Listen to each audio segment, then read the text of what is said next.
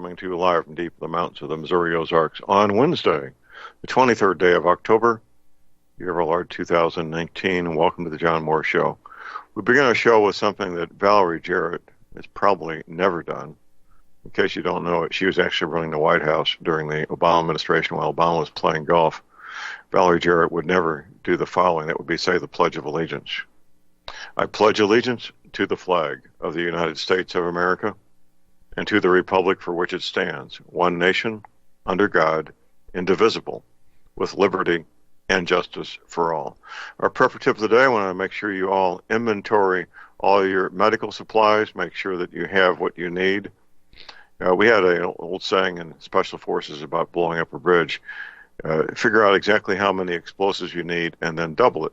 Same thing applies to medical supplies. Figure out what you need and then double it. Make sure they're properly stored in good condition and ready to go.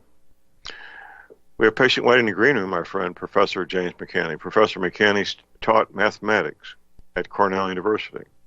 He taught astrophysics at Cornell University. He's a gentleman who has many talents, has authored 11 books, more on the way, and a weekly radio talk show host. Good morning, Jim. Good morning, John. How's it going? No complaints, sir. How about yourself? Going good here. Moving forward. All right. Well, sir, we're 10 weeks away from the year 2020. Actually, 9 weeks now. Now look at the calendar. We have an election in 12 months. And the political hysteria in this country is reaching unprecedented heights, isn't it, sir? It is. It is. I want to start out by mention the name of Tulsi Gabbard. She's a representative from a little district in rural Hawaii. It's rather interesting. Got into, you might just call it a cat fight with Hillary Clinton. Hillary Clinton was behind the scene trying to take pot shots at her through her proxies in the New York Times and other CIA-owned news entities. And she called her out on it. She says, oh, now we know who's taking shots at her. But remember that Google, after the very first Democrat debate, if you want to call it a debate, she got the most hits or whatever on the internet because she took on Kamala Harris. And right to her face, right in the debate, which they rarely do. They kind of take little jabs at each other, but she got right in her face. And so got a lot of hits, and Google shut her ads down so she couldn't get any money from all of this activity. So she's now suing them. But now this past week, Hillary Clinton comes out and calls her a Russian agent. And I mean, it's just, it's funny to watch, but it really boomeranged or flew back into Hillary Clinton's face, who was silently sitting there hoping that she could slide in and become the next candidate. So the debates that you're watching are not for the who's going to run for president, but who's going to be the vice presidential candidate for Hillary Clinton. That's what's going on. And really? And Tulsi Gabbard called her out on it. And so anyway, once again, gaining a lot of notoriety. But I mentioned this on the show, on your show a few weeks ago, I think, that Tulsi Gabbard is the only one of the Democrats that's got her feet on the ground. I mean, she's just like a normal person.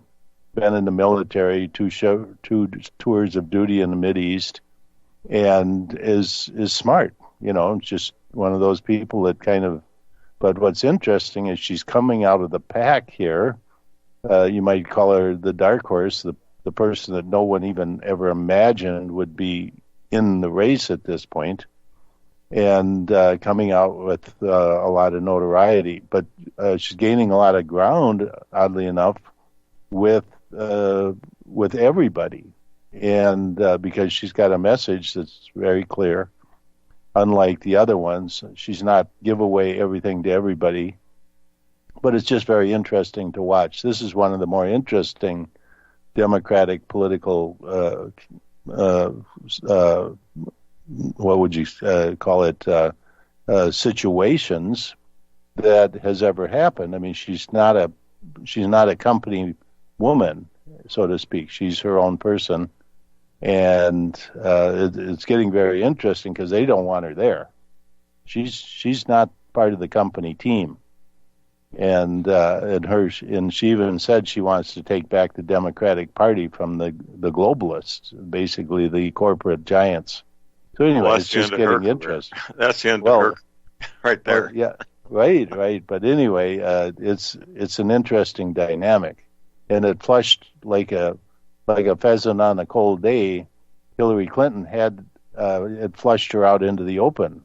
Like basically, what are you talking about?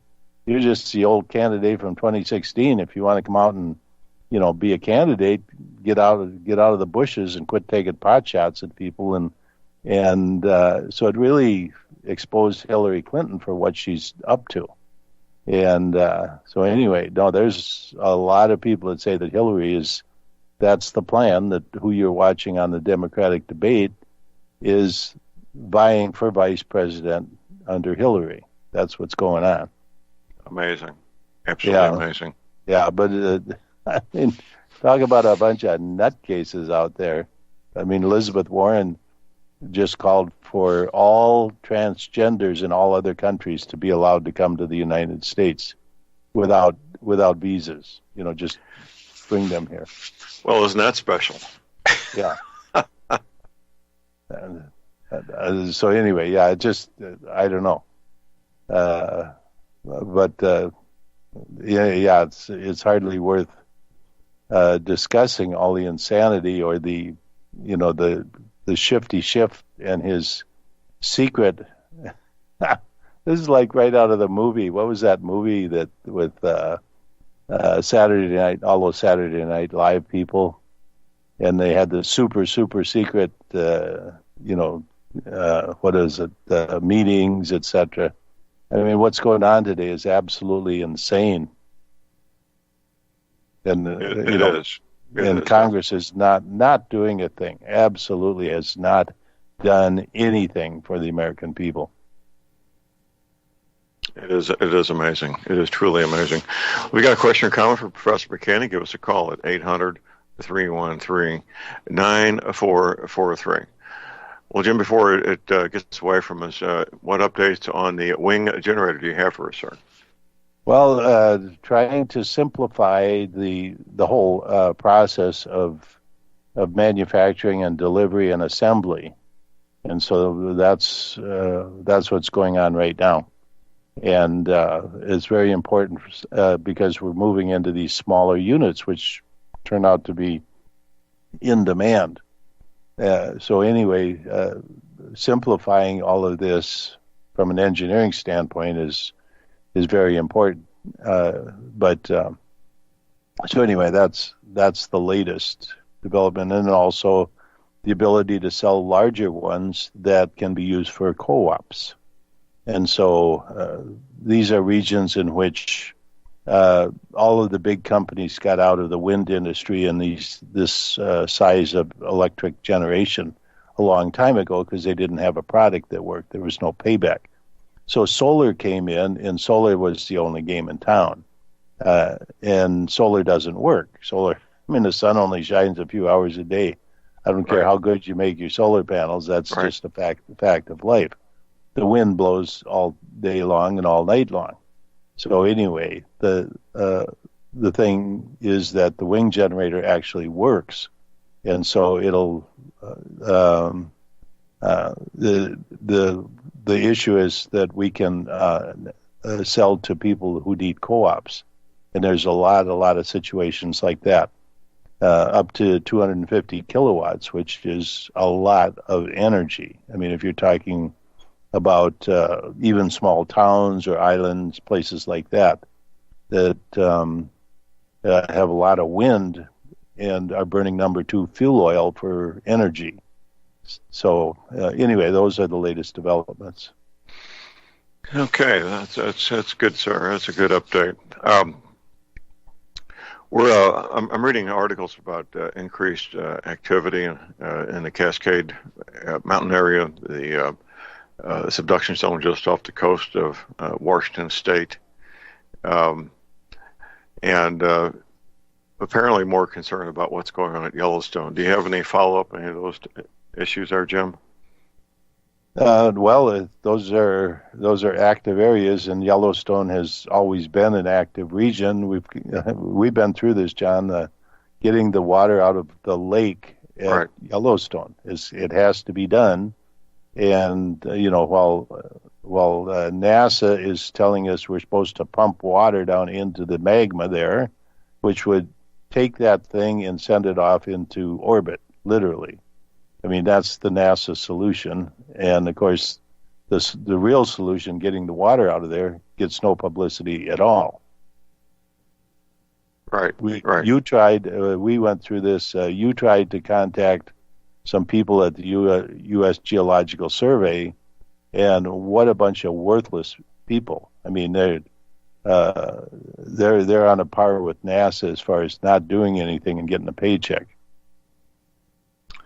That seems to be the case. That definitely seems to be the case. Well, it's just something to be aware of, and if you live in any of the possible affected areas, to be sure you're on top of things so that you don't get caught off guard. Well, an explosion, a real explosion, if that lake gets down into the magma, I mean, there is just a gallon of water turned to steam is enough to do an unbelievable amount of damage. And you talk about an entire lake dropping down into the magma. I mean, that thing would go.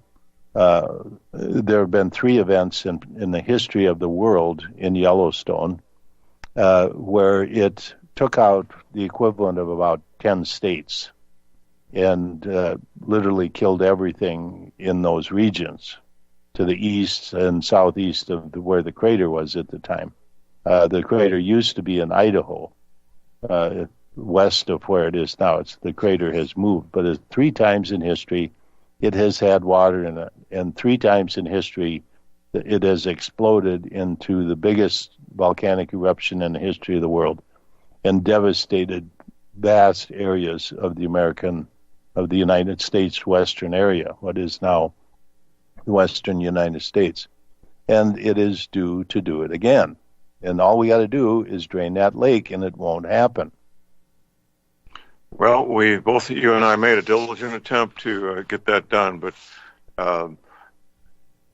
nobody was approachable on us, Jim. They simply did not want to hear about it. Yeah, I remember your last thing. They kept moving it around and moving the contact person, and finally you got to a secretary, and she goes, "What's a volcano?" That's what we got. Yep, that was pretty much it. Maybe we should try this again. Maybe we'll.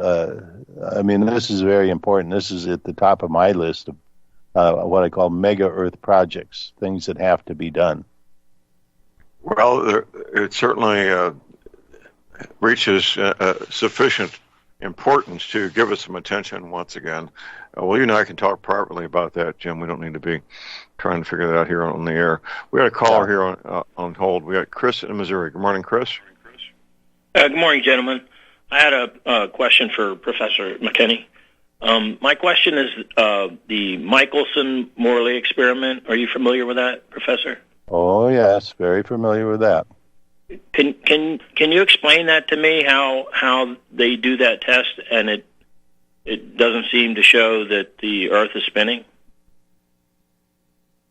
Well, it's basically interferometer is on the way Michelson and Morley did it is they floated a giant rock on a pool of mercury in a laboratory, and so they could turn it 90 degrees, and so as the Earth spins, they would get the light beam went down and then reflected on mirrors perpendicular, and so the path always had the light going in one direction and then a perpendicular direction. And so the idea was that if ether was the substance that allowed light to be transferred, there would be a difference in the velocity based on the velocity of the ether.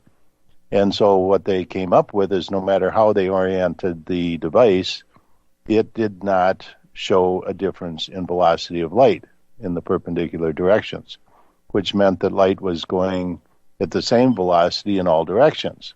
And so the end result was it was at the same time that Einstein came along and with the special theory of relativity, which was some of the equations existed that's called the Lorentz transformation for frames of reference dealing with electromagnetic radiation. But Einstein is the one that turned the key. It's like put the key in the lock and turned it with the theoretical explanation for why light travels at the same speed in all directions.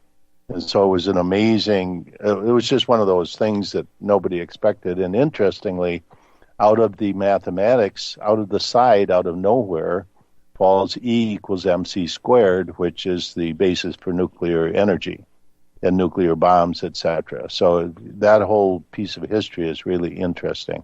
But that's the basis of the Michelson-Morley experiment. They did a lot more with that experiment also. But that was the core, that was the biggie. Thank you. Okay, thanks for the call, Chris. Call number is 800-313-9443. That's when scientists did not get government money, by the way. Scientists did real science, and they had real objectives. Today, science is done, for example, the 2019 Nobel Prize was given to a guy that predicted missing mass, something that nobody's ever found, nobody's ever been able to define. They've never, there's absolutely no concept of what it is.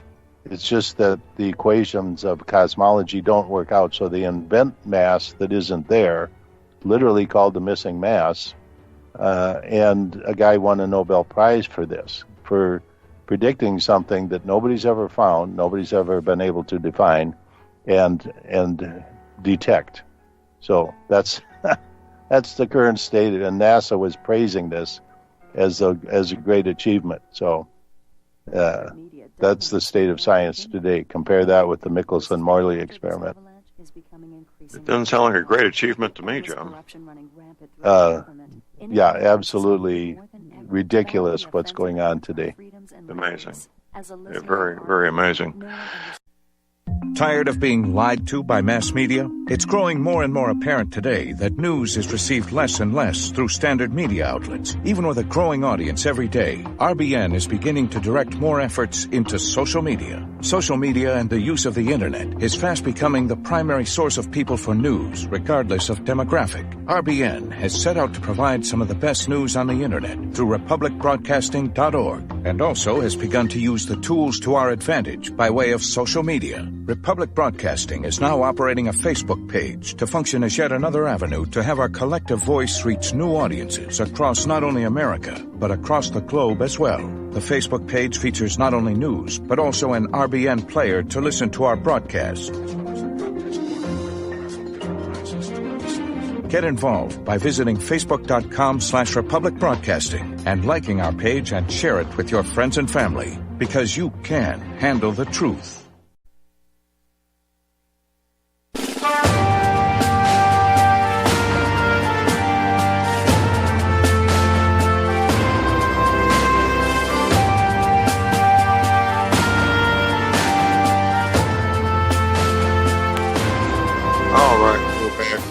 J.R. Moore here on Wednesday, the 23rd of October.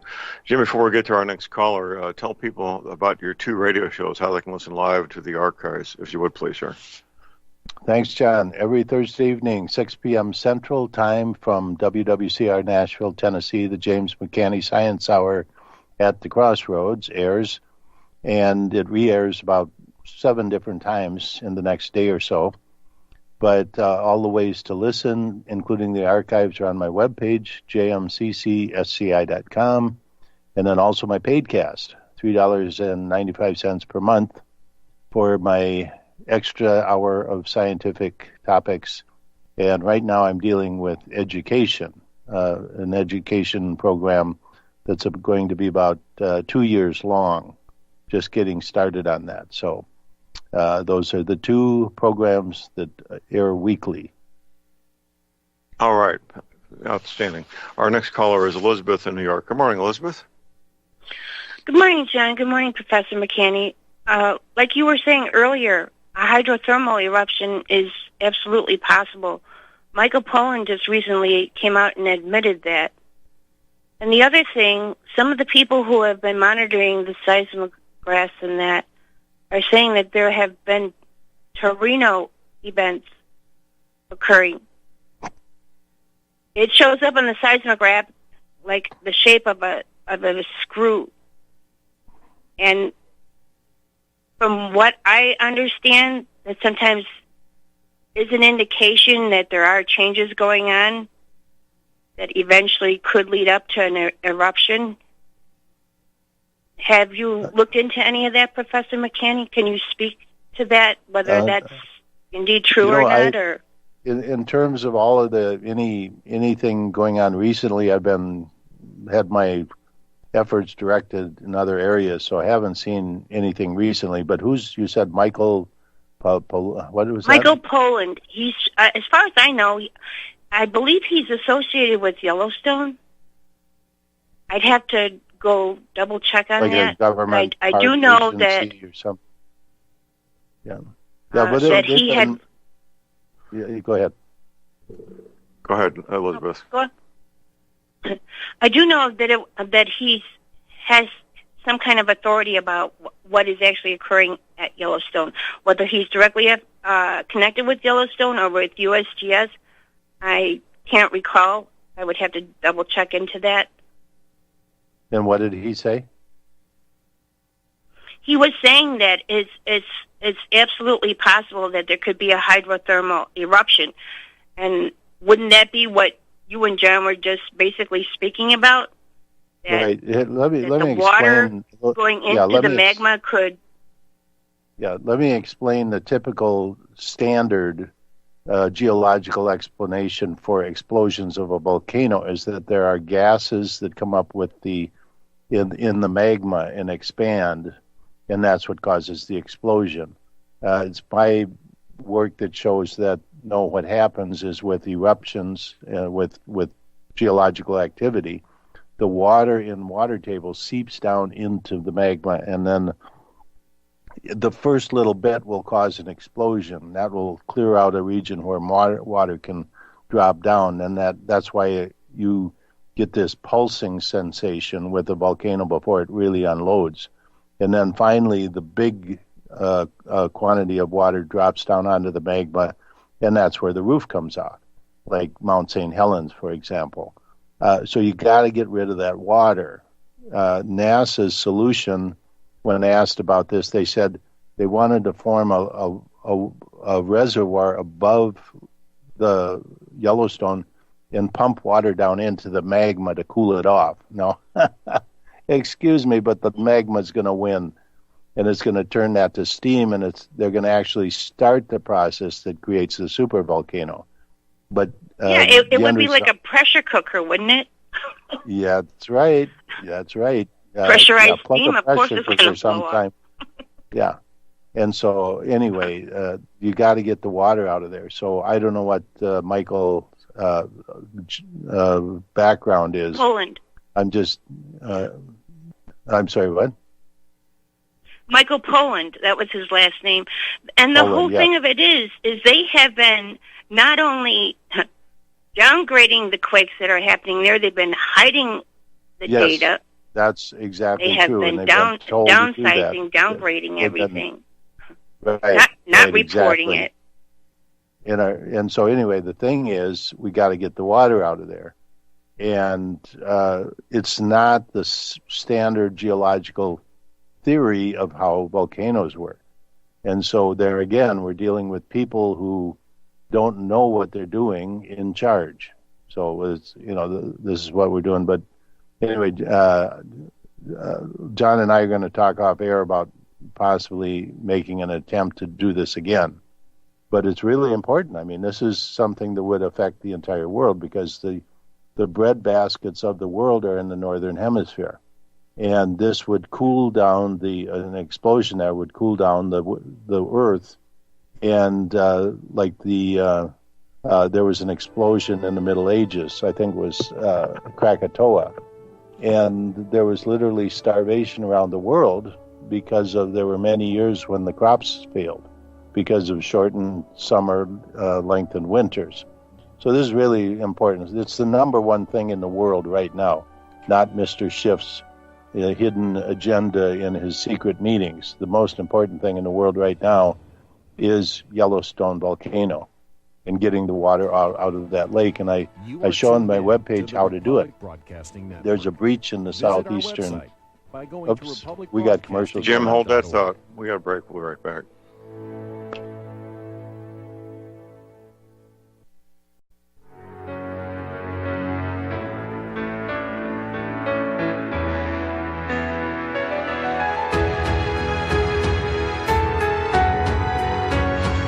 All right, we are back. J.R. Moore here on Wednesday, the 23rd of October. My website is thelibertyman.com. That's thelibertyman.com. Lots of things there that will inform you, entertain you, possibly make you happy, possibly make you angry. Lots of things at my website at thelibertyman.com. Daily updates are posted at my website, right there at the top on the in the middle. Daily intelligence briefing put together by a friend of mine, a former counterintelligence agent. Dozens of articles you can read, new articles every day. If you want to keep up to date on what's going on with geopolitical matters, that's where you want to go. If you have arthritis pain, I have something on my website that will help you. If you're not sleeping well, I have something on my website that can help you, that being the energy cleaner. I use mine every night. I'm pretty active around the ranch here, up and down ladders. Recently began a battle with beavers in one of my ponds. That requires work every day. I go to bed with minor aches and pains, wake up pain-free in the morning. You can also. Check out the energy cleaner, get rid of that arthritis pain, get a better night's sleep. Keep in mind I offer a 90-day money-back guarantee. That's what I do, from me to you personally. You can get the energy cleaner right there at my website with PayPal, MasterCard, Visa. You can send me a check. My address is there. Be sure and check out the factory-made mattress pads. It's a complete set. You need the energy cleaner. You need the mattress pad to go with it.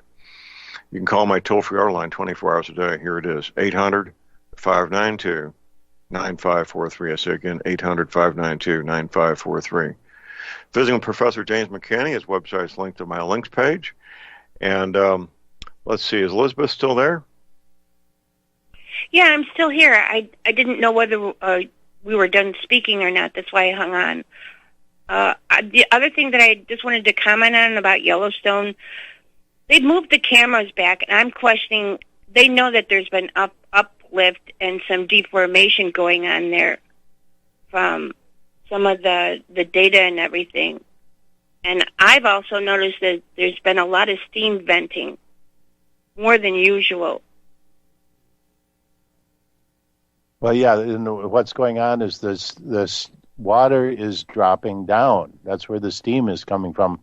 As you get down in the ground, it's pretty dry because of the tremendous heat. Water doesn't last long. But no, it's imperative to get the water out of that lake so we don't have a fourth incident of a mega volcano. I mean, the Earth cannot tolerate this. The Earth can. People living on it can't. The majority of the population of Earth lives in the northern hemisphere. So it would be a worldwide, literally devastating ecological event. So we have to get the people to understand, and it's very easy. I show on my webpage how to do this. Southeast corner of Lake Yellowstone, there's a breach that's already there, and the water would drain down over into the scablands of Oregon, a useless area that in this, the water that's in Lake Yellowstone is somewhat polluted, but it would just be absorbed and no big deal. It's not going to, kill some endangered frog or something. So it's very simple. It's very easy to do. and it could easily be done. But we got to get the water out of that lake to prevent a massive volcano that would literally devastate the entire world. Okay, well, thank you very much for taking my call. Okay. Thank you, Elizabeth. We appreciate the call. Next, we go to John in Texas. Good morning, John. Hello, Professor McCanney. I would like to know is there any possibility of continental-size land subsidence, sudden subsidence like in California? And also, is there any truth to the legend or the account, of is it Aristotle or is it Plato, and concerning the so-called what is thought to be a mythical continent of Atlantis, and where was it? According to him, it was in the Azores, and others think that it was the island of Tiryns out in the Mediterranean. What is your opinion of Atlantis, and could anything like that ever, if it ever did happen, ever happen again? Well, first of all, the Greeks didn't know about the Azores. They didn't know anything beyond the pillars of what they mistook as the Pillars of Hercules, which was the Rock of Gibraltar, is what they thought. But the Pillars of Hercules are two volcanoes in the Strait of Sunda, right off of Java. It's the Krakatoa and its sister volcano, which were active at the time of Atlantis. And this was thousands of years BC. And the two columns of smoke and lit up from the active volcanoes could be seen hundreds of miles away out in the ocean. So when the old Phoenician traders would come into Atlantis, that's what would guide them into the channel that brought them into Atlantis. And there was a lot of floating bogs at the time. A lot of that still exists in the South China Sea. So the Atlantis was in the South China Sea. That's been discovered, although it's not been made public. The U.S. submarine fleet was in there, much to the consternation of the Chinese, basically excavating and studying that region, the continent of Atlantis, and the old city. So that's where Atlantis was. And so anyway, that went under in a single night, and there's no real explanation for why, other than it could have been like a California type of event, the San Andreas Fault, where it just went under one night, and that's the story. But Atlantis was real. It was located in the South China Sea. That's where it is today, underwater, under about 50 feet of water. That's it. 50 feet of water? Yeah. Right. The bogs the bogs that floated up from that region, from that continent, are still floating around the South China Sea. They're big bogs of grass, and they cause a lot of problems with shipping today. But at any rate, and as far as California, I don't know. That's what people say, that by land in Arizona could be the next beachfront. But I don't know. I mean, there are many places on Earth where land it's a slewing process where it slips off and like a toboggan slides down into the ocean. And there are many places in the world today, the Canary Islands, the Hawaiian Islands, the South Pacific Islands, some of them, the Western United States. John was talking about the Olympic chain off in the states of Oregon and Washington. Is another active area where things could shift. And what happens is these plates that develop as the lava builds up on a shield volcano, there are layers. And as it rains, the water gets in there and it creates like a mud, and it becomes very slippery. So a little jiggle and that whole thing, that big mass, can just slide right off. And that's what happens. And there are places like that all over the world. Okay. Did we answer your question there, John, pretty sufficiently? I'm not sure. you said it was Phoenician traders were trading as far away as what's now Indonesia. Yeah, the whole world, the trading routes they went through where the current North Pole was. Yeah, that was open water at the time. And that was one of the trade routes. Also, the coast of Antarctica was one of the trade routes where they'd go and they'd skirt the coastline of what is now Antarctica.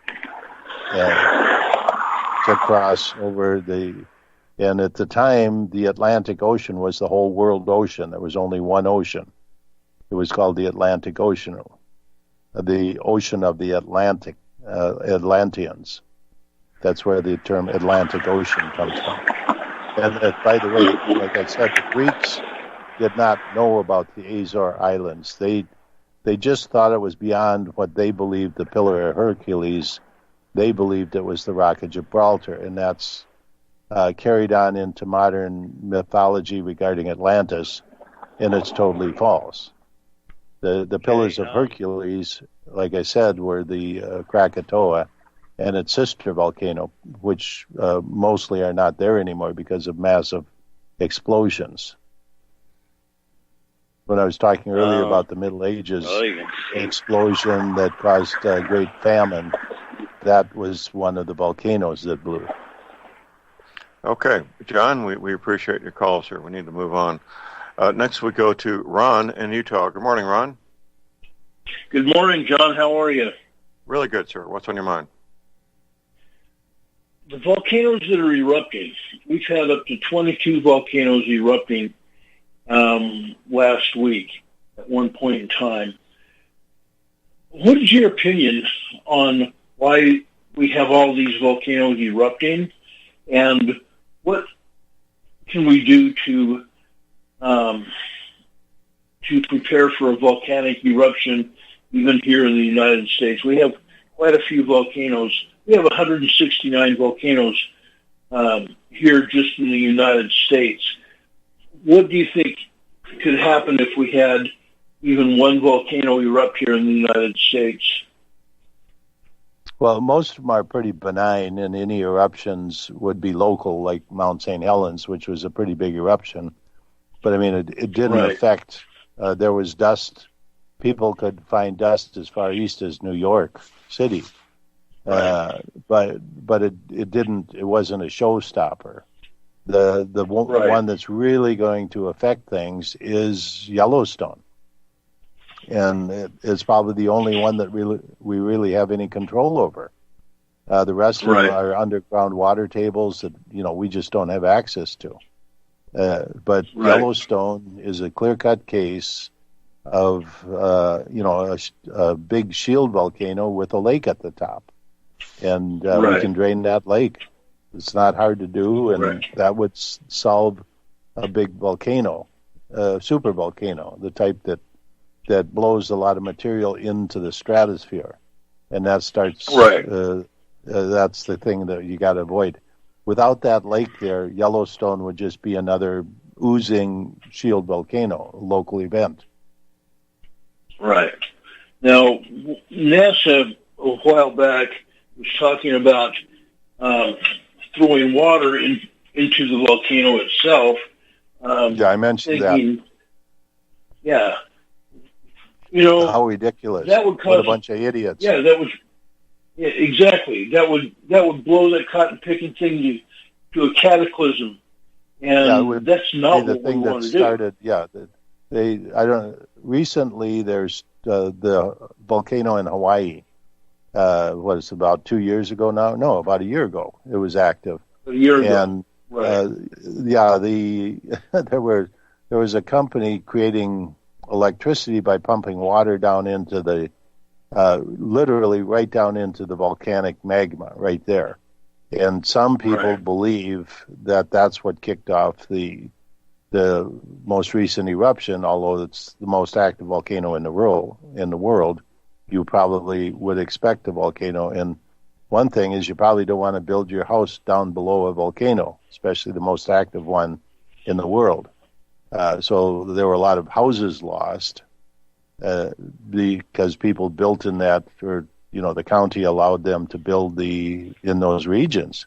But anyway, right. that's another issue.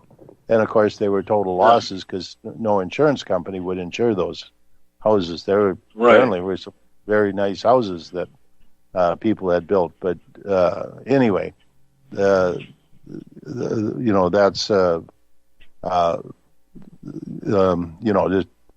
there are. But there's once of all the point I was going to make about the the geothermal plants.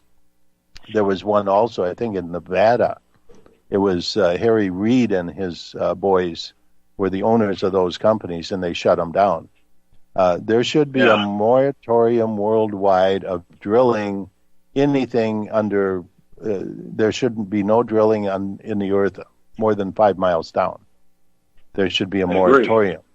The spill in the Gulf of Mexico, the British Petroleum spill, was due to the fact that they hit a deposit of oil and they couldn't cap it. There's so much pressure coming up from. It's like a balloon. You put a hole in a balloon and that pressure is going to come out. There's no way to cap it. There's no way to stop that from coming out. So there should be a moratorium on drilling anything more than 5 miles down. Absolutely max. And there again, these are government and international government, because you have these oil companies running around trying to get cheap oil. And they've found oil as deep as 18 miles down. So where were the fern forests and dinosaur bones that created that? Well, it's ridiculous. The Earth's history is totally different than what these morons are telling us. If you get a degree in geology, you may as well use it at the end of the effort at the toilet, because it's worthless. What they're teaching today is just complete nonsense. And what they're doing, they're making life rough on a lot of people. If you've been watching what's been going on in Oklahoma, in Texas and Kansas, they're drilling all these wells, and seismic energy is coming along, going through and across the plate, and it's hitting these holes that they have drilled for oil and gas, and it's creating man-made seismic earthquakes. Well, they're fracking. They're literally creating explosions, high pressure, and then explosions in the ground to force the natural gas and oil out, mainly natural gas. But absolutely absurd. And the other half of that is that when they go back to get more, there won't be any.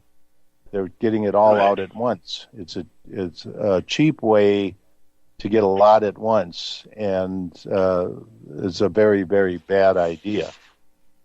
Yeah, these holes in the ground that they've used to pull oil and gas out are man-made faults. This energy is hitting those faults, and it's causing these earthquakes. There are over 500,000 drill points in Oklahoma alone, and it's created nothing but problems. We got a last break. We'll be right back. Stay tuned, everybody.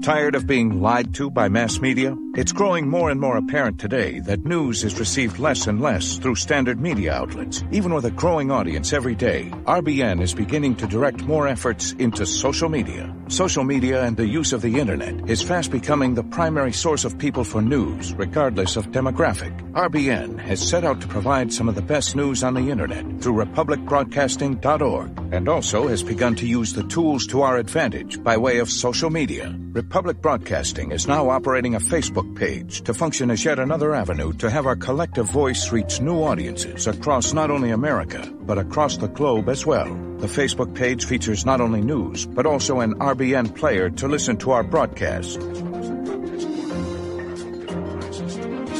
Get involved by visiting facebook.com/Republic Broadcasting and liking our page and share it with your friends and family. because you can handle the truth.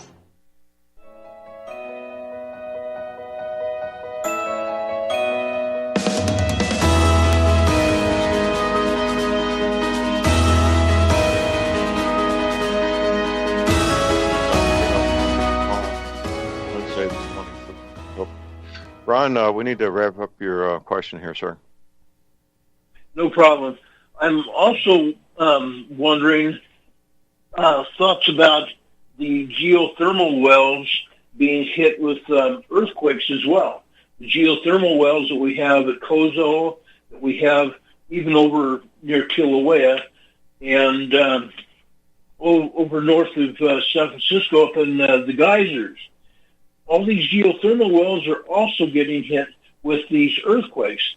What is your feeling about that? Well, that's what I was talking about with Hawaii and Nevada. They have shut those down. They have shut down the geothermal plants because what they're doing is they're pumping water down in, creating live steam underground, and changing the geothermal structures. So they literally had to shut those two plants down. Like I said, that's directly attributable to Harry Reid, who's used his political influence to allow those things to exist even, and financially gain from them. But no, geothermal is a bad idea, a very bad idea. What you're doing also is releasing a lot of heat from underground that normally would not be coming out of the ground. It's a terrible idea. It is. I've just seen hundreds of thousands of earthquakes hitting these areas, and there's no reason that it should be doing that.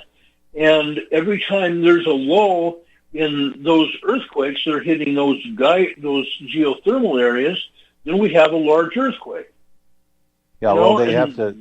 Fracking is a very bad idea. It's financially, it's a bad idea.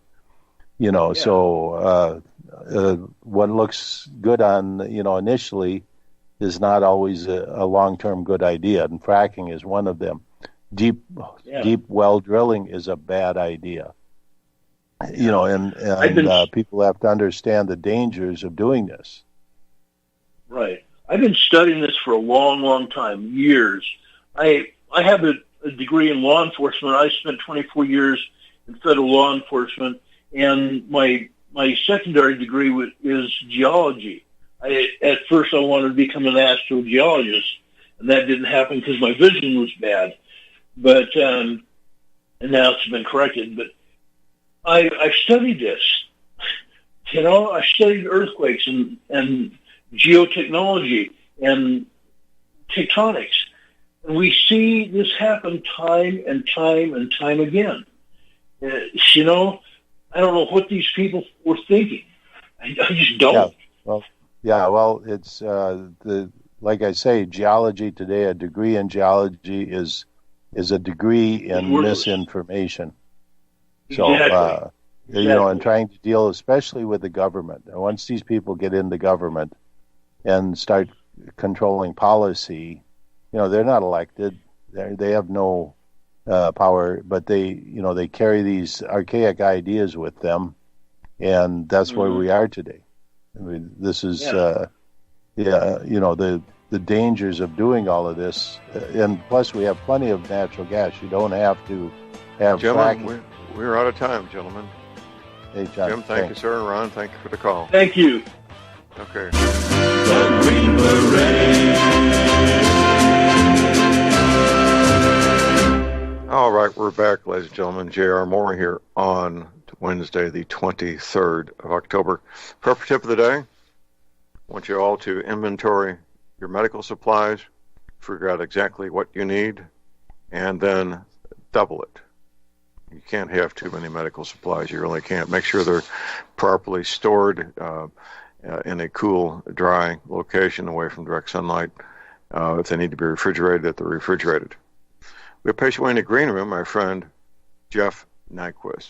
Jeff is a gentleman who began a quest more than 20 years ago to understand, comprehend, eventually become quite expert in the true nature of the International Communist Conspiracy. His new website is jrnyquist.blog. Good morning, Jeff. Good morning, John.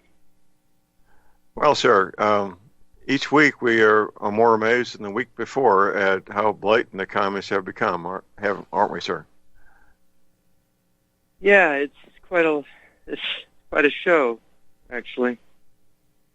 Well, that's a good way to describe it, a show. There is more and more evidence that Hillary will be the Democratic nominee. What do you think, sir? I don't know. It looks like she's positioning herself. She's making media appearances. She's saying things publicly. But I'm not sure how positively it's received, what she said about Tulsi Gabbard last week. That was bizarre. And about Jill Stein. Right. Well, Tulsi Gabbard is basically destroyed her career as far as a Democratic candidate of any kind. She sounds more like a Republican to me. How about you? Well, she supported Bernie Sanders in 2016, so I'm not sure how much like a Republican she sounds. But what's really funny is that if it seems like with these Democrats, if you don't toe the line on every single point, they ostracize you. I mean, she's pretty much a Democrat on everything except withdrawing the troops from the Middle East, and that's gotten her into trouble. So, well, isn't she a veteran who served in that part of the world? I believe, hasn't she? Mm-hmm. Yeah. Yeah. Well, she is. There's nothing like having been there and seen firsthand and experienced firsthand what's going on to give you a different perspective, and that's obviously her perspective. Well, you're right. Anybody who supports Bernie Sanders is clearly not a Republican, but she stepped over the line when she supports the president and getting these troops out of there. And I don't know that she can recover from that. What do you think? Probably not. It's funny that these Democrats who would have called somebody a McCarthyist for calling someone an agent of Russia, 30 years ago, are now, freely calling people agents of Moscow, and as if without any proof, as if, this is something that you can do on a whim. And I can't understand that, these are people who were protesting when they were young. Hillary Clinton was someone who was against the Vietnam War. Why is she so for a war in Syria? I think the Russians want us in Syria. I think Moscow and the communists want us there because we've spent $8 trillion in the Middle East fighting wars we can't win. And the Russians and the Chinese and the communists love it. And so Tulsi Gabbard is out of step. She's not following the party line. That's what it looks like to me. She is absolutely not following the party line, and that's it's interesting to sit back and watch this whole thing take place, isn't it? Yeah, it is interesting, and I can't believe that they don't lose credibility over this because anybody can see there's something funny about it. That's right. It's such a reversal. Anybody who knows the history of the Democratic Party and these people who were radicals. I mean, Hillary Clinton was a radical. She wore a button,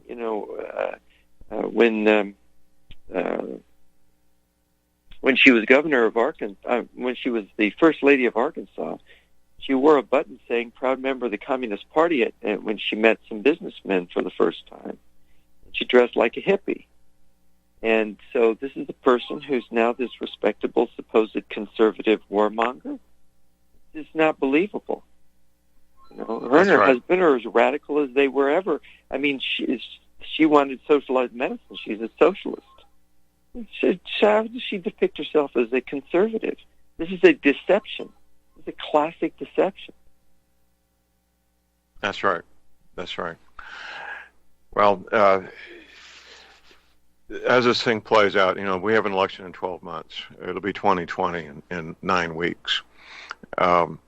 It's going to be interesting to see how this plays out. I read today that the president has raised $300 million so far. That has to be getting people's attention. Yeah, I think the president is starting to win over the business community in ways that he didn't last time.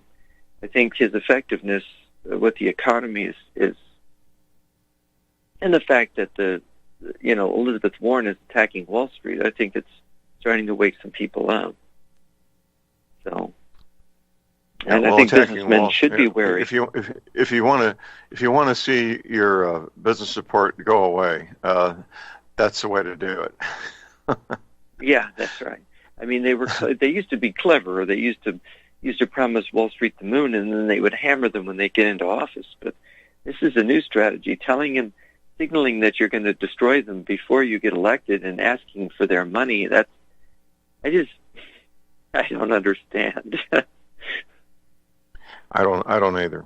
If you have a question or comment for Jeff, give us a call at 800-313-9443.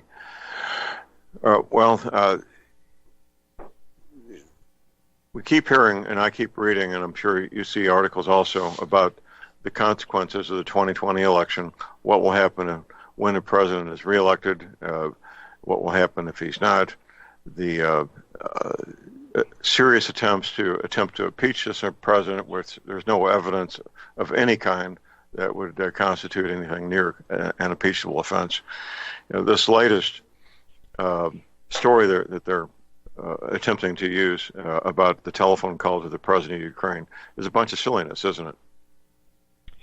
Well, they had the New York Times just came out with a story about the testimony yesterday of Mr. Taylor. Supposedly, Mr. Taylor, the diplomat, is testifying that there was a quid pro quo. But we were not allowed to hear what the testimony was, and Republicans coming out of the testimony were saying there's nothing new. So we'll see. We'll see what this is, but they're trying to keep it alive. They're still pursuing it, and given the degree to which people have been lying in evidence misconstrued or concocted, I don't think we've seen the end of this. No, not yet. It hasn't played out yet, and and of course, we don't know what was said between the two presidents. So it's basically speculation, largely speculation. The evidence we have seen does not constitute any kind of impeachable offense. All it constitutes is our president, doing what he's supposed to be doing, which is acting as an executive and protecting the national security of the United States and protecting the interests of the United States. That's all I'm seeing. How about you, sir? Yeah, so far, because I haven't heard this testimony, they're doing everything in secret. But the thing that also I wonder, even if the president pressured Ukraine, let's say he pressured them to help in the investigation of what actually happened in 2016 election, what Ukraine knew, and he's dealing with a corrupt regime, a regime that doesn't want to cooperate. Is it really illegal for the president to withhold aid if they don't cooperate? I don't know. It sounds like negotiating to me. Yeah, it does. And so suddenly the Democrats are, the Democrats are criminalizing a form of negotiation, because they're claiming that just because the investigation has to do with the Democratic candidate for president, it's somehow improper. Exactly. When they investigated Trump while he was running and he was their opponent, now that's okay for them to do that, for President Obama to authorize investigation of the Trump campaign for being spies. Somehow it's improper for Trump to do the same thing back on them. And they do have a lot to hide. So it's interesting. We're confusing terms here, Jeff. We are confusing terms. President Trump is using officially above the table the Department of Justice and his authority as president openly to look into matters of malfeasance and criminal activity.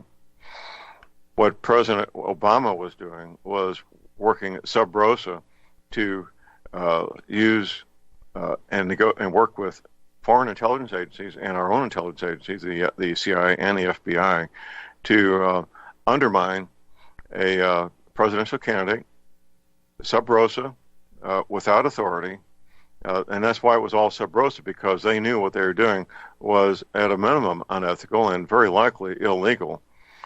So there's massive differences between the two matters.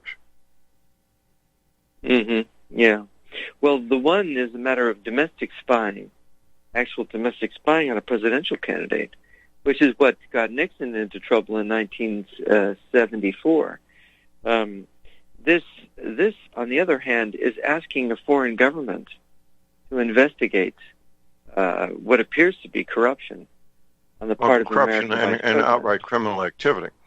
Now, Obama's people lied to a federal judge, the FISA court federal judge, in order to get authority to conduct surveillance on American citizens, plural, American citizens, plural. Now, there are some crimes right there. We got a caller here from the other side of the planet, where I think it's probably Thursday in New Zealand. Good morning, Alex. Good morning, John and Jeff. I've got two items or questions for you. Both of you can respond. First of all, I'm not sure if both of you are familiar that the Communist Party in Beijing are now planning to replace Hong Kong's leader, Carrie Lam.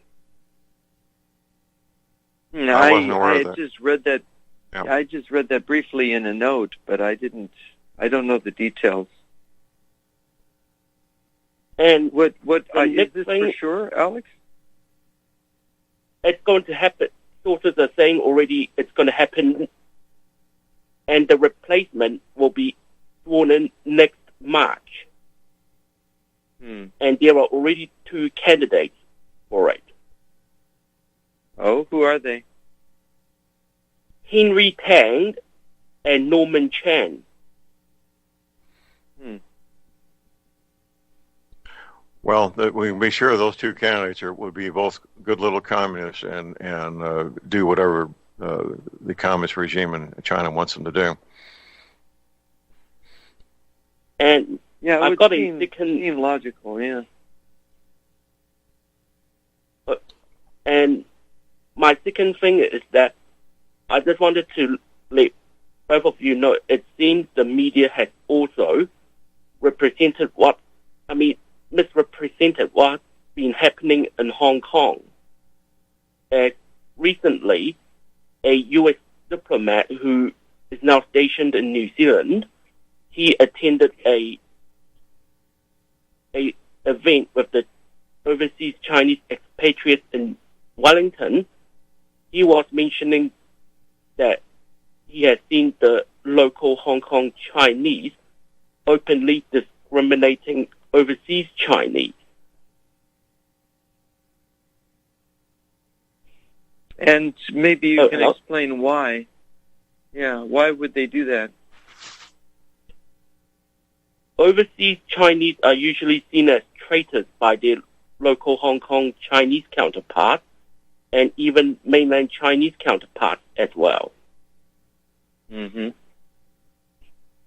And when it comes to employment situations in mainland China and Hong Kong, overseas Chinese do tend to be ostracized. Now, overseas Chinese tend to be anti-communist, don't they? Yes, that's correct. Well, then there it is. Well, Alex, before you get away, you probably already know, but China would like to take over both the islands of New Zealand. You're probably aware of that, aren't you? Yes, I am. Okay. And since New Zealand prohibits the U.S. Navy from having ports of call in New Zealand, you've kind of lost your big brother, haven't you? We very much have. Oh, and before I go, another thing I wanted to mention is that the protesters in Hong Kong are hoping for U.S. intervention, and they're hoping that the U.S. sends the 7th Fleet to Hong Kong for some reason. That's not going to happen. there's not going to be any U.S. intervention in Hong Kong physically. There may be some economic sanctions of some sort, but that's going to be the extent of it, Alex. Thank you very much. Okay, thanks for the call, Alex. We appreciate it. Don't be a stranger. Have a nice day. Thank you, sir. Yep. New Zealand is in the sights of the People's Republic of China to become Chinese territory, isn't it, Jeff? Yeah, the whole Pacific region. The whole Pacific region, they want to dominate. Yeah.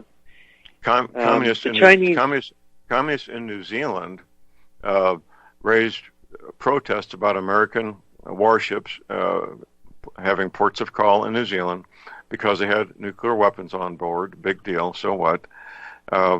But American naval ships no longer travel to New Zealand. And as I said to Alex, New Zealand has lost their big brother. They're basically, they were ordered to turn in firearms, and almost nobody has turned in their firearms, and good for you guys for not doing that. But owning small arms would not stop a Chinese invasion, would it? Mm-hmm. Yeah, the Chinese forces are very well armed. They even have troops that wear body armor. Yes, they're very well armed and very trained and disciplined. We have a break. Call number is 800-313-9443.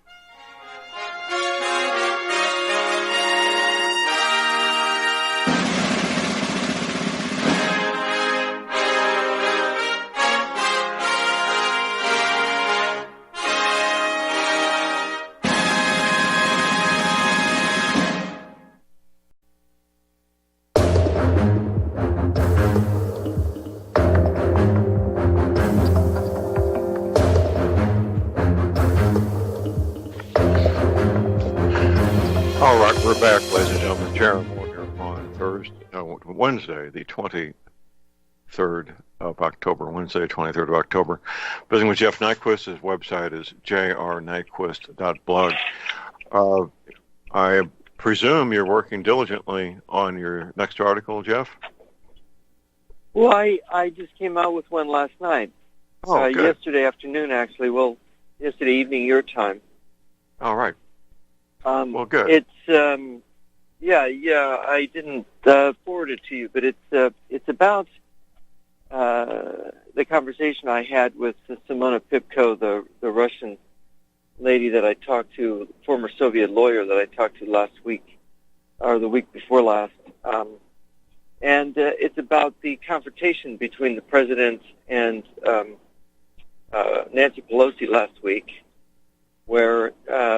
Nancy Pelosi said that the president had a meltdown, and the president said that the Speaker of the House had a meltdown. And it's a very interesting subject because, and I call it when traitors call traitor, because Nancy Pelosi has called the president a traitor.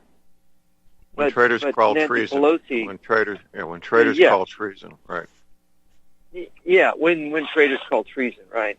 And Nancy Pelosi and the Democrats have been trying to call the president a traitor. During this meeting last week at the White House, Nancy Pelosi said something to the effect of, with your foreign policy, all roads lead to Putin. So she's basically calling him that in the meeting. And when the president responded that there were communists in Syria and that she might like that, and the Democratic leaders might like that, I think that's why they stormed out. I don't think it was because he called Nancy Pelosi a third-rate politician. I think that's when they had it in their mind that they were going to leave, because I think that's what really made them uncomfortable, because that was too close to the mark. See, right. They can call him whatever name they want, and he won't leave the room.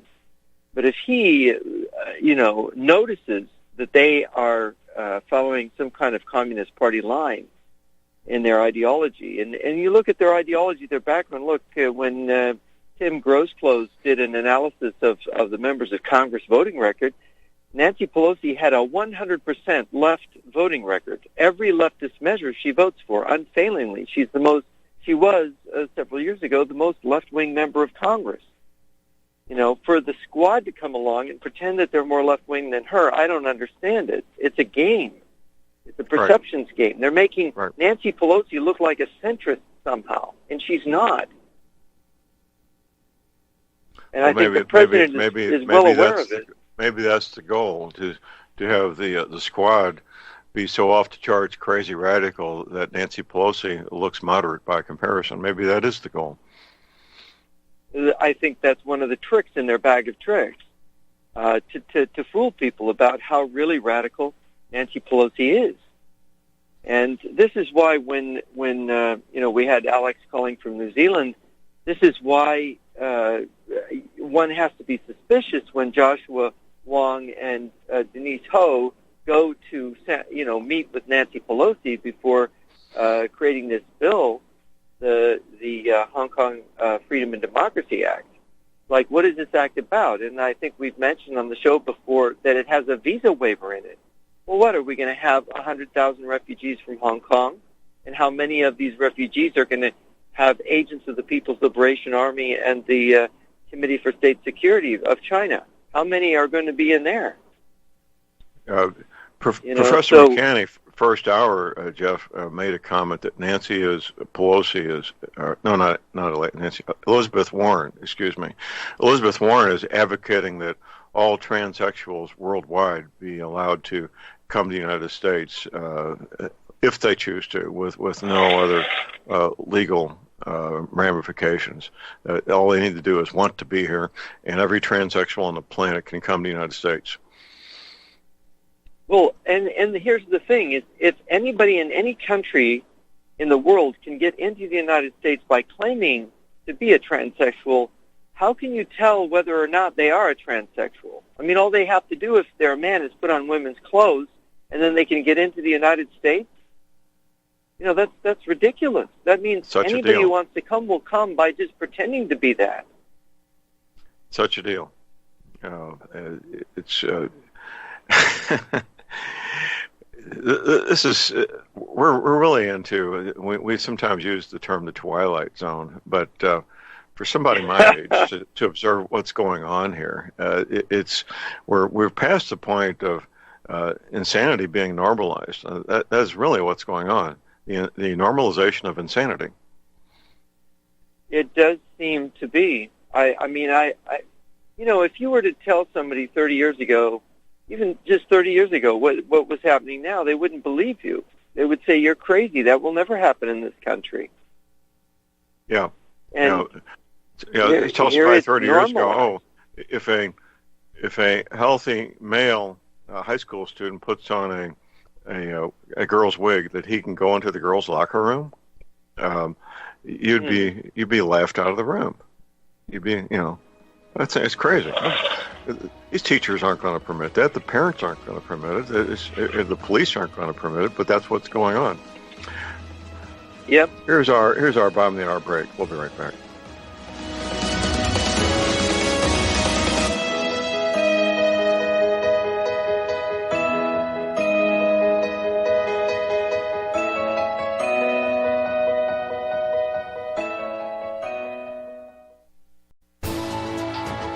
You are tuned in to the Republic Broadcasting Network.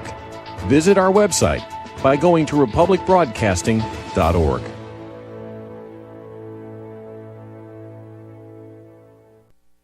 Tired of being lied to by mass media? It's growing more and more apparent today that news is received less and less through standard media outlets. Even with a growing audience every day, RBN is beginning to direct more efforts into social media. Social media and the use of the internet is fast becoming the primary source of people for news, regardless of demographic. RBN has set out to provide some of the best news on the internet through republicbroadcasting.org, and also has begun to use the tools to our advantage by way of social media. Republic Broadcasting is now operating a Facebook page to function as yet another avenue to have our collective voice reach new audiences across not only America, but across the globe as well. The Facebook page features not only news, but also an RBN player to listen to our broadcast.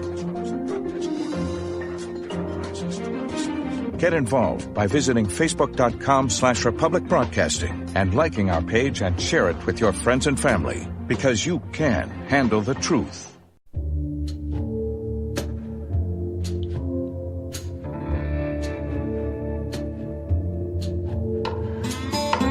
All right, we are back, ladies and gentlemen. We're back. J.R. Moore here on Wednesday, the 23rd of October. My website is thelibertyman.com. That's thelibertyman.com. Interesting things there. There's a speech that was given by the top Chinese military general. It was not meant for outside viewing or knowledge that this speech even existed. We happen to get a copy of it. It's been translated into English. And if you want to know what the goals of the Chinese communists are, well, you need to read the speech. They want our country. And they don't want Americans alive when they take it over. They really don't. Very important speech. Also, my website, of course, we need healthy, strong, vigorous, pain-free Americans to help make America great, to help keep America great. That's where the energy cleaner comes in. If you have arthritis pain, and you've been putting off the things you love to do, maybe golfing or fishing or bowling or hunting or just a walk in the park because you have arthritis, you need an energy cleaner. Quite frankly, you need an energy cleaner. Not sleeping like a small child every night like I do, you also need an energy cleaner.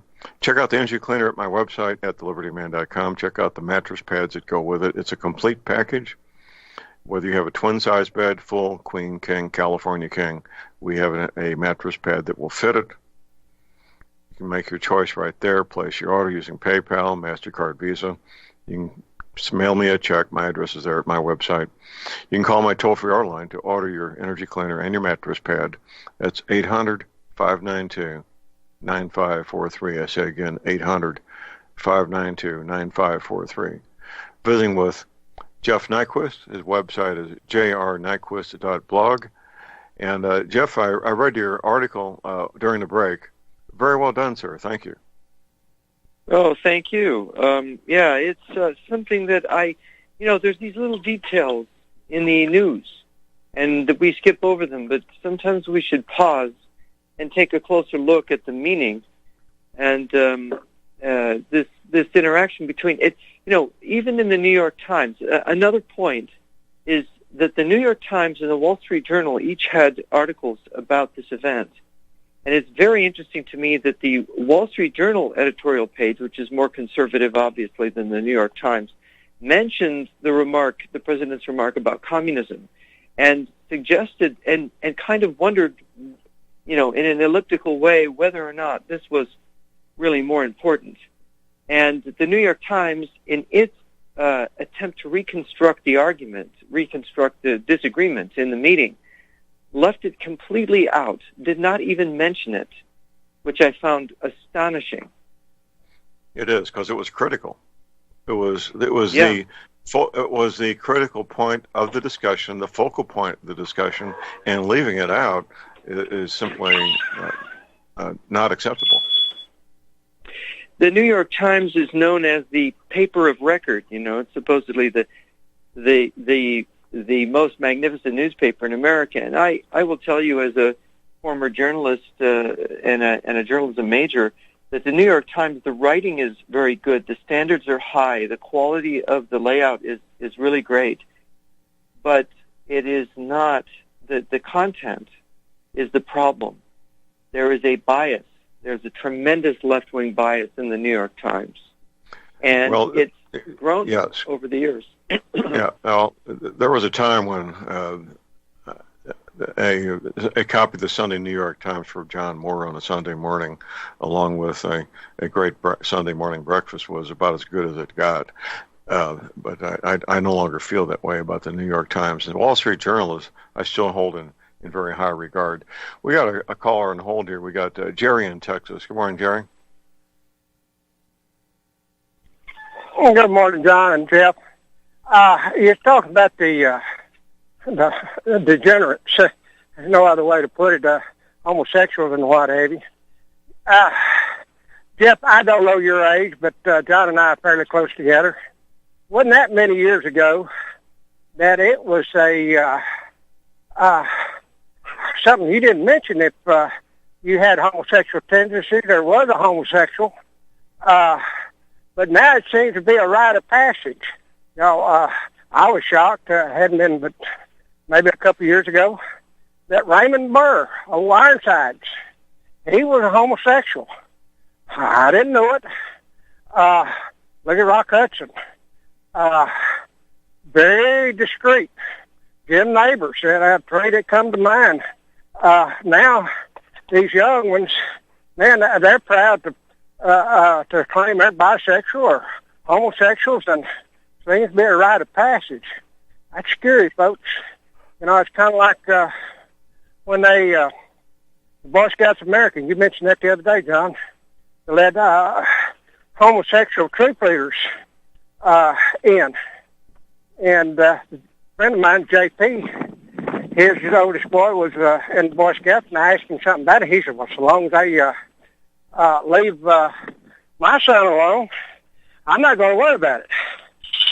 And I said, well, you know, hey, you know, how do you think these people procreate? He said, well, they can't. I said, take again. I said, they go after these young kids. That's the way, and recruit them. That's the way they procreate. He looked at me kind of funny and didn't say anything else. But anyway, that's my 2 cents for the day. Okay. Thanks for taking my call. We appreciate the call. Well, we talked about this before, but I think it's called cultural Marxism, where the communists promote bizarre, freakish behaviors in order to destroy a country. But once they take over, they prohibit those bizarre, freakish behaviors, don't they, sir?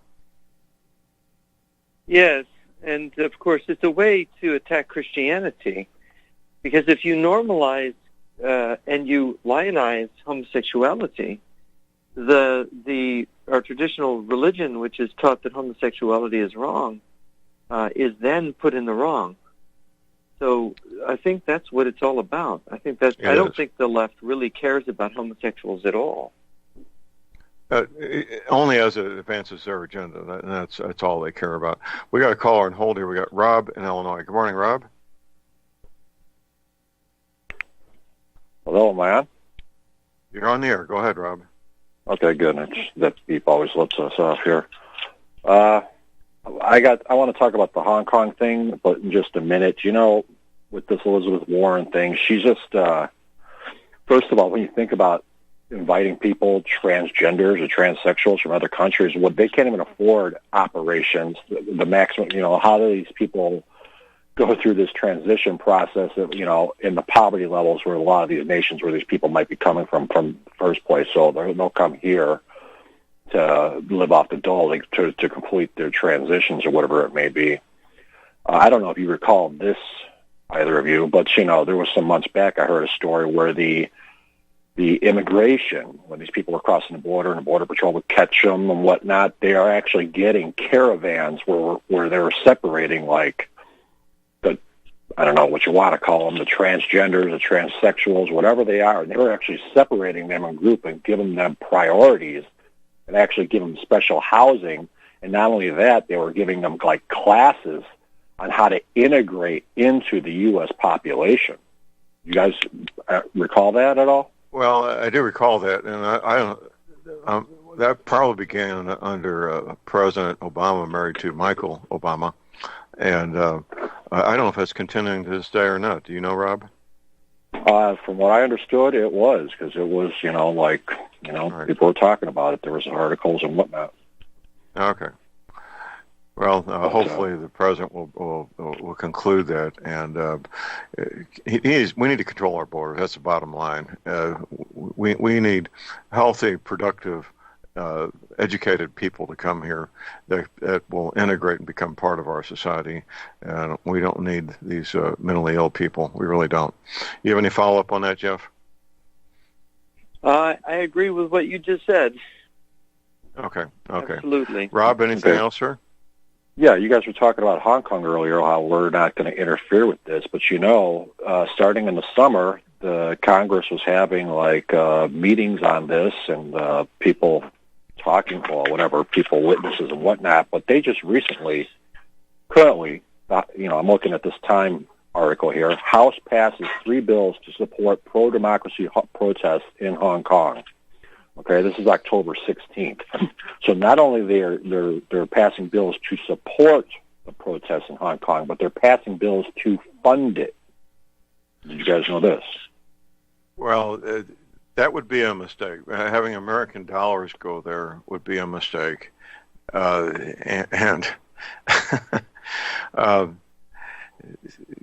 Involving ourselves in the internal affairs of a foreign country is risky business. Jeff, what do you think, sir? Oh, yeah. Hong Kong is China, and it was a British colony for a long time. The problem of China is that it has a communist government, and in order to that government is our enemy, and we have to be very careful because we can have a nuclear or biological war with them, and they mean business. They're very dangerous people, and managing the relationship is extremely serious business. And to get into a war, when we just came out of 8 years of Obama, where our military was not trained properly, not funded properly, I mean, we need time to build our defenses. And let's look at a reverse. Rob, let's look at this. If the Communist Party in San Francisco was receiving funding from the Politburo in China, President Trump would react immediately with great vigor to bring that to an end. Foreign intervention in American domestic issues. A ceremonial support of pro-democracy in Hong Kong is one thing, but anything that involves funding or anything of a physical activity involving people and Americans is wrong. We just need to stay clear of that. Well, that's that Congress. They're interfering in everything, and that's why they won't let us. That's why it's a big. They're apoplectic about us pulling any troops out of any of these countries because basically this is their revenue stream. Everybody's got to know it's all about the money. It's down to their funding. It's down to their revenue streams. It's down to filling their pockets and their illicit, nefarious operations from human trafficking, and that's just a general term because a lot of them are deeper and nefarious than that. The drug trades. They're and funding invasion and destroying the United States as well as other Western nations. Nancy Pelosi and her, it all fits together. Nancy Pelosi and her mafia, Adam Schiff's CIA and his mafia, Schumer, Lindsey Graham, the flip-flopper. It's all of them. All of them. I mean, 80% plus of Congress and the Senate are all compromised one way or another. Most likely they are. Rob, we appreciate your call, sir. Thank you very much. Well, Rob hits some good heads on the nail here, doesn't he, Jeff? Yeah, I mean, we cannot put making money with China ahead of our children's future. We just can't.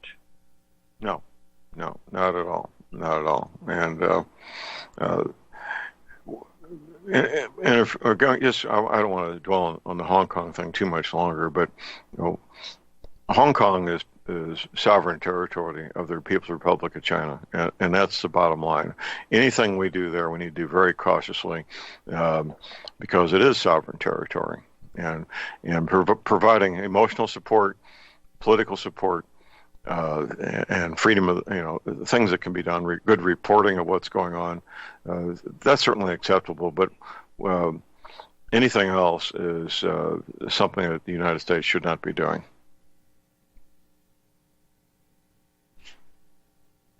Yeah, well, it is impossible for a country the size of China to that has the history that China has, for the United States to interfere without arousing the anger of the Chinese people. And I think Alex makes the point that the Hong Kong Chinese have received patriotic education for the last 27 years, whatever it is, 22 years. Right. And that patriotic education has made them very sensitive to outside interference. So, in a sense, we're being misled about what's really going on over there in China. And, we have to be very careful about this. We cannot accept these false ideas about what is actually happening there, because this may be a provocation to cause us to intervene, to ruin what's more important is our relationship with the Chinese people rather than the Chinese government. That's absolutely true. You've made the point, Jeff, that the people causing the problems are probably both sides are mainland Chinese communists, and the ones pretending to be the pro-democracy people are actually mainstream Chinese communists that are provocating violence. And there's a high likelihood there because that would help them achieve their goal, wouldn't it? Yes, it would. And having some Chinese run around with American flags, singing the Star-Spangled Banner, I'd be very wary because if you know Chinese, you know they're very patriotic. And what that means to a Chinese person is with the history of British imperialism and the communist propaganda, the government propaganda about American imperialism, all of a sudden you go, oh, wait a minute here. They're trying to portray America as being the same as British imperialism, and they're basically, by waving that American flag in the face of the Chinese nation and singing the Star-Spangled Banner, they are awakening the Chinese nation to a threat from America. And we don't intend any threat to the Chinese people. No, not at all. So the perception of Americans watching us on TV and the perceptions of Chinese in Republic of China, People's Republic of China, is two totally different things, isn't it? Yeah, and we're being misled, they're being misled, and we're not even understanding the way that the Chinese people see this. We're seeing this differently. And it's so clever. I mean, the arrangement of this provocation is very, very carefully thought out. And so we have to have our thinking cap on when we see these things and say, hey, wait a minute, this is a provocation. We have to be careful. Absolutely. It is the provocation. We do need to be careful. And I believe President Trump is wise enough to understand this and has advisors that understand the mindset of the Chinese and the goals of the communists sufficiently that he's not going to muddle into something that will get us into trouble. What do you think, sir? Yeah, I think the president has good instincts. When you see him, when he makes decisions about these things, he's usually right. It's quite remarkable. He has been, and I think he will continue to be. Here's our break. We'll be right back.